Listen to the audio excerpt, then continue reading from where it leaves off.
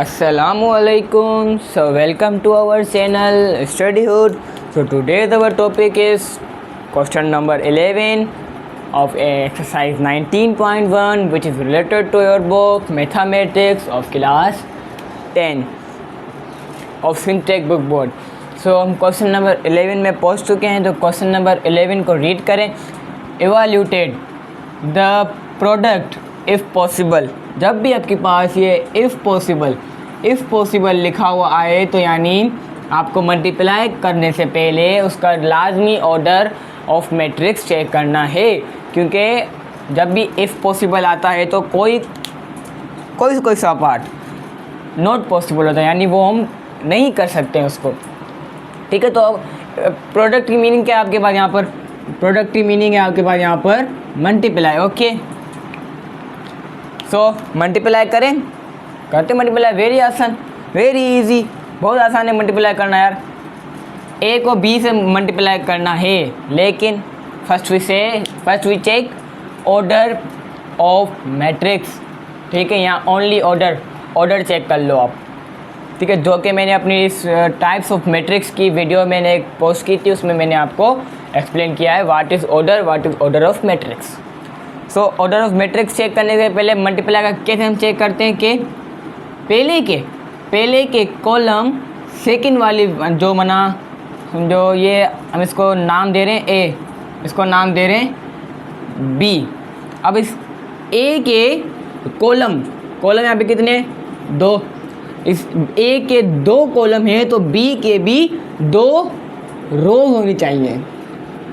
B के भी 2 रोज होने चाहिए, ना कि कॉलम. तो 2 कॉलम में 2 रोज हैं, यानी ये ये मल्टीप्लाई हो सकता है. सो ए मल्टीप्लाई होगा बी के साथ. ओके, सो ये फर्स्ट रो मल्टीप्लाई होगी इन तीनों कॉलम के साथ. मैं बना देता हूँ यहाँ पर. फर्स्ट रो इन तीनों कॉलम के साथ मल्टीप्लाई होगी. ठीक है, सो 1 मल्टीप्लाई बाय 2 प्लस फॉर्मूले का पहले यहाँ पे लाजमी लगाना है, वरना आपका आंसर सही नहीं आएगा. -1 multiply by 1, -2 multiply bye 1.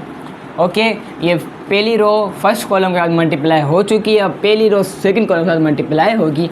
So 1 multiply by 1. जब एक रो एक कॉलम के साथ मल्टीप्लाई हो जाए तो उसमें थोड़ा गैप देते हैं और उसमें प्लस नहीं देते. ठीक है, सो -2 मल्टीप्लाई बाय 0 एंड और इसमें बीच में प्लस लाजमी देना है आपको.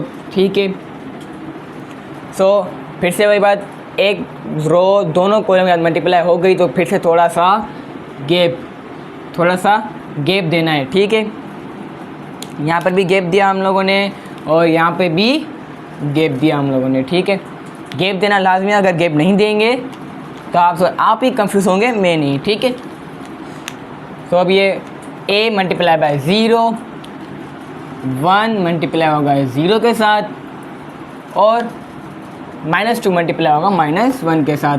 -2 मल्टीप्लाई बाय -1. ये मैंने एक कर्ली ब्रैकेट क्यों लगाया, सवाल होगा आपके माइंड में. ठीक है, तो हमारे पास यहाँ पर अगर एक ब्रैकेट आ जाए तो उसके ऊपर मैं ऊपर स्मॉल ब्रैकेट नहीं लगा सकता, मुझे यहाँ पे कर्ली ब्रैकेट ही लगाना पड़ेगा. ओके, सो एक रो इन तीनों कॉलम के साथ मल्टीप्लाई हो चुकी है आपके सामने. अब ये सेकंड रो को मल्टीप्लाई करवाएंगे इन तीनों कॉलम के साथ. Okay, so 3 multiply by 2 plus 1 multiply by 1.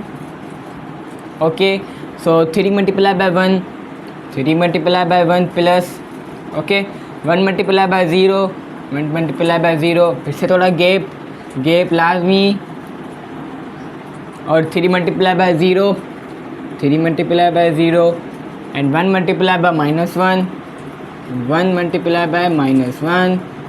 ठीक है, हम चाहें तो यहाँ पे कर्ली ब्रैकेट भी लगा सकते हैं. ओके, अब जो हमने ये लगाए थे वो हम अब हटाएंगे ताकि आप यहाँ में कंफ्यूज ना हो सको. ठीक है,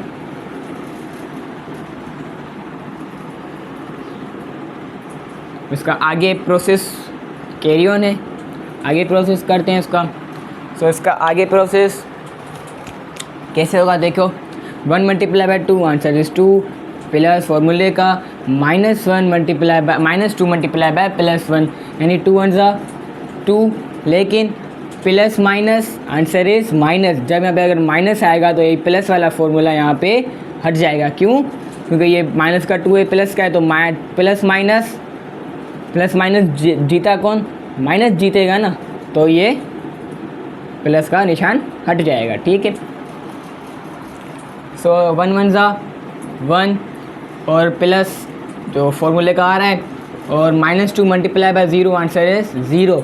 वाई? बिकॉज के प्लस का 0 है और माइनस का 2 है, 2 0 द आंसर इज 0 और प्लस माइनस माइनस, लेकिन मैं 0 के साथ यहाँ पर माइनस नहीं लगा सकता क्योंकि 0 ओनली पॉजिटिव होता है, नेगेटिव नहीं हो सकता 0। ठीक है ना, ये बात आपको लाजमी याद रखनी है कि 0 पॉजिटिव ही होता है, नेगेटिव नहीं हो सकता।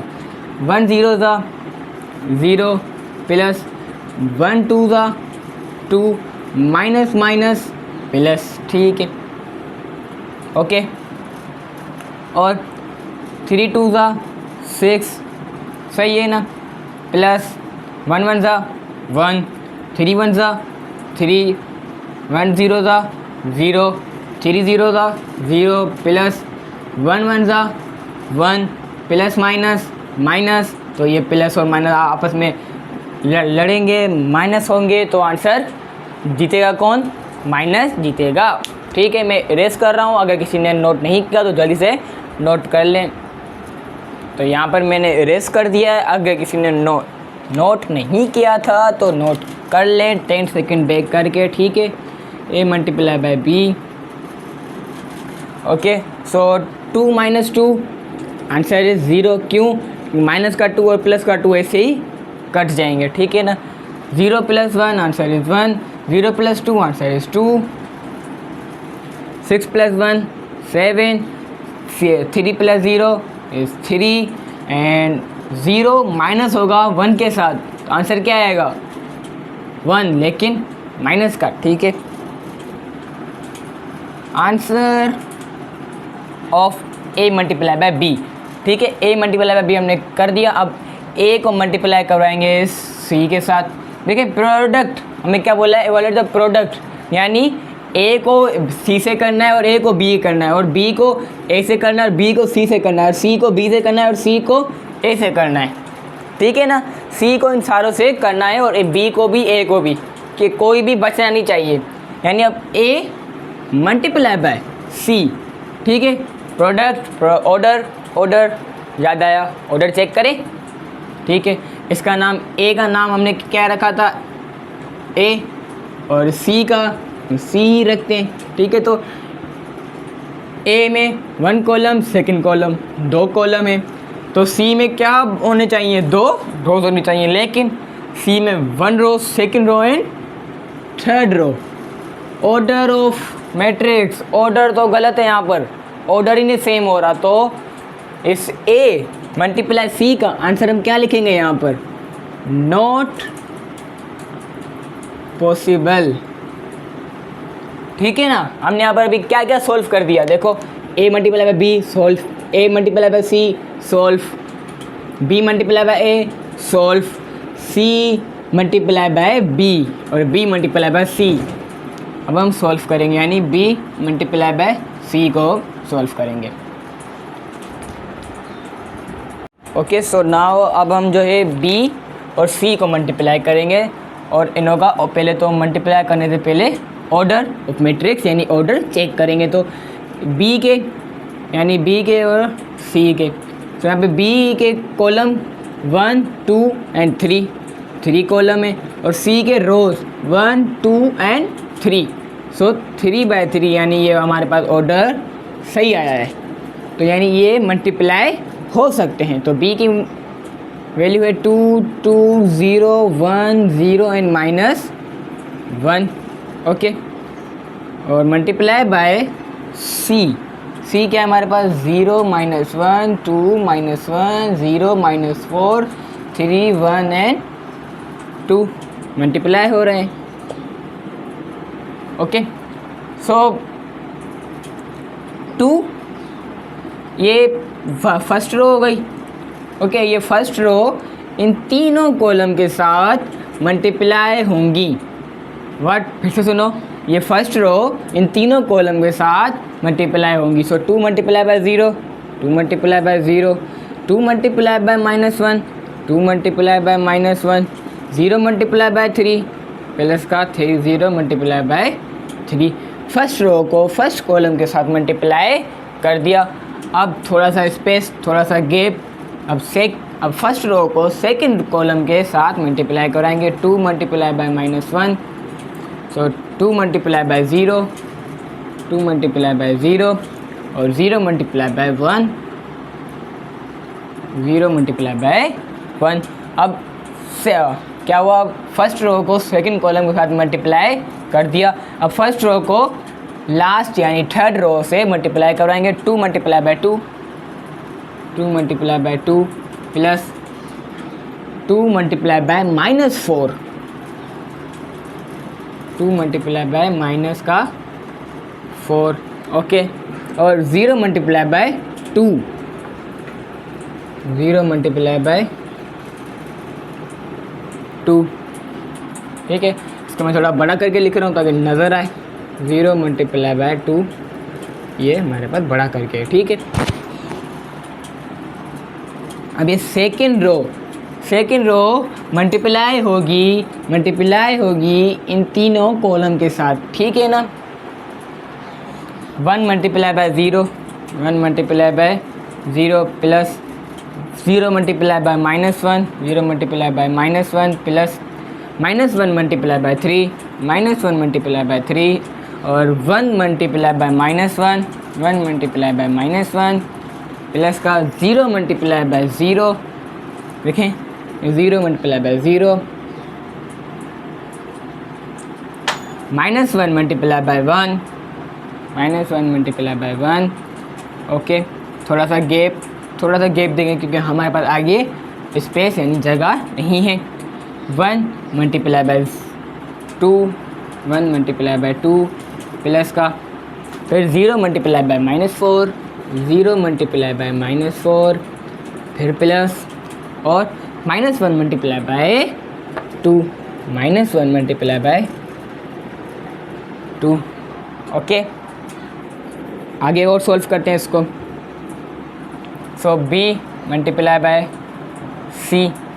अब थोड़ा सा प्रोसेस रिकॉल करें कि हमने क्या किया था कि a मल्टीप्लाई बाय b में इन लोग आपस में मल्टीप्लाई किया था। 2 0 था, 0 प्लस 2 1 था 2, लेकिन माइनस का क्यों?